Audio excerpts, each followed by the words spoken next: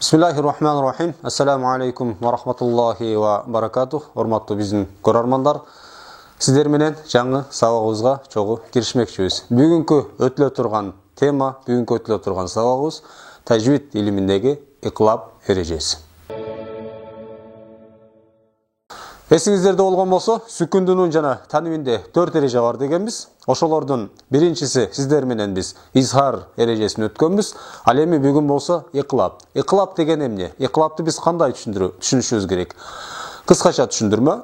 Иклаб деп сүкүндүнүн жана танвин б тамгасына жолукканда сүкүндүнүнду же болбосо танвинди мимге алмаштырып, дымактуу кылып гунна менен окууну айтабыз. Сүкүндүнүн дегенде нун сүкүнү менен болсо сөз ортосунда же ан, ин, ун. Ушул сүкүндүнүн жана танвин б тамгасына кездешкен болсо, б тамгасын сүкүндүнүнду же танвинди ачык даана билдирип окубастан биз мимге алмаштырып дымак менен окуу иклаб эрежеси. Сиздер менен азыр мисалдарды окуйбуз, ошондо кенен түшүнүк пайда болот. Биринчи мисалды карап көрө турган болсок, алимун бима деген сөз. Карайбыз.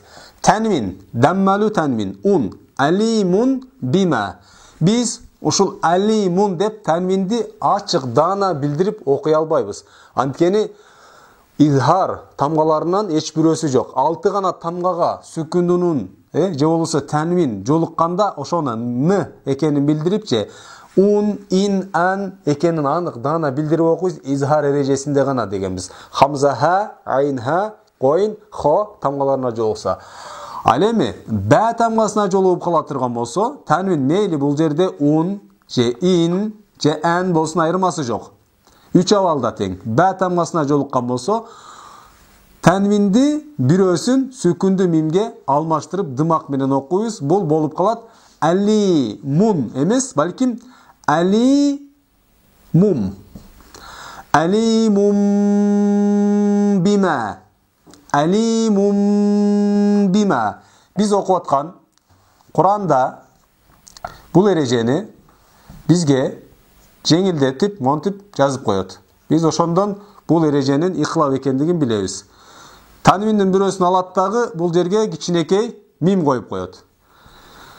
Демек, танвин өзү аслында бар эле, негизинде. Бирок бизге жеңил болуш үчүн Курандан кыйналбай, адашып калбас үчүн ушундай жеңилдиктерди койгон. Карайбыз, алиму, өзү алимун эле мимге алмашып окуйбуз деген ушул. Кичинекей мимди койду. Алимум бима. Дымак менен окуу деген ушул. Алимум бима. Экинчи мисал болбосо, сүкүндүнүн сөз ортосунда келип атат. Б тамгасына жолуккан учуру. Сүкүндүнүн Б тамгасына. Ан би у ни деген сөз. Ан би у ни.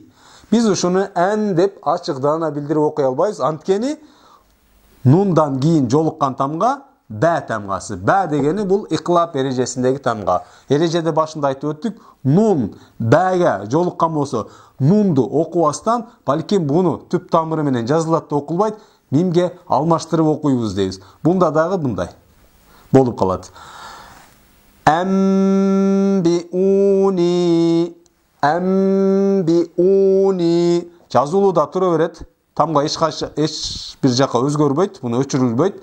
Кандай жазылса ошондой болот. Окуганда нунду сүкүн мимге, таштиттүү же болсо дымактуу мимге алмаштырып амбиуни. Үчүнчү мисал. Сүкүндүнүн сөз ортосунда ачык даана келген болсо, мисалы окуп көрөбүз, карагыздар.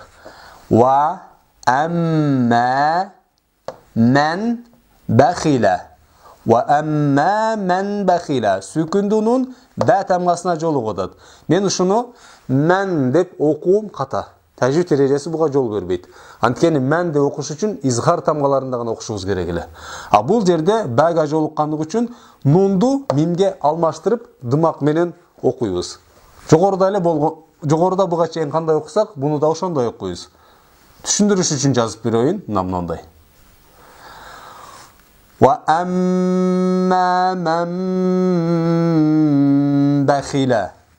Wa amma man bakhila. Man деп нынын өзүн кармабайбыз, балким мы кылып. Wa amma man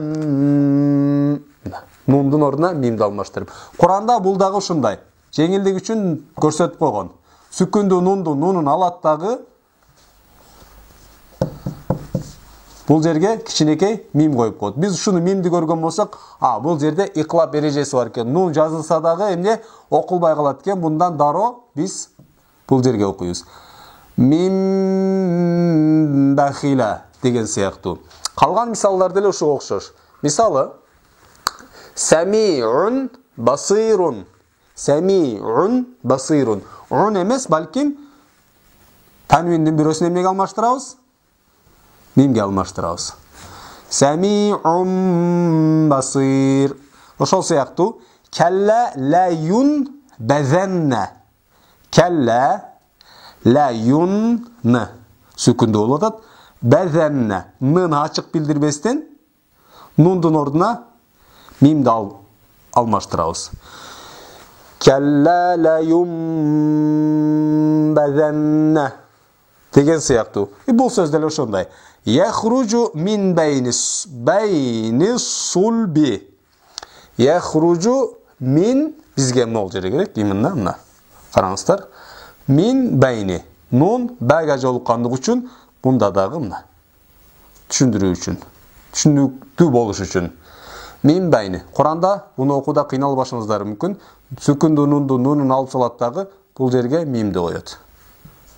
Монтуп жазат. Демек сүкүндү нуну жок экен. Ордуна мим келиптир, кичинекей мим. Демек бул жерде икылап эрежеси бар турбайбы деп туруп, бул жерден монтуп окуй беребиз.